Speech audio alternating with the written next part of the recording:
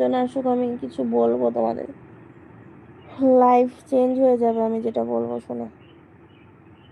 কোনোদিনও কেউ বলবে না এই কথাটা।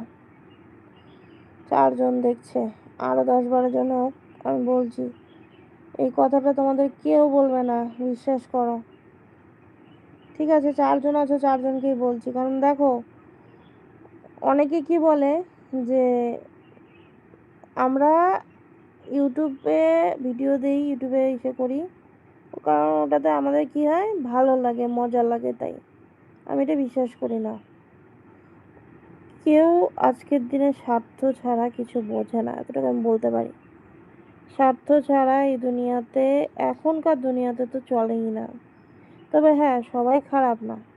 তোমার চারপাশে যদি 10টা মানুষ খারাপ হয়, 2-3টা মানুষ অবশ্যই ভালো, অবশ্যই ভালো। কারণ সবাই খারাপ হলে তুমি বাঁচতে পারবে না, তাই না?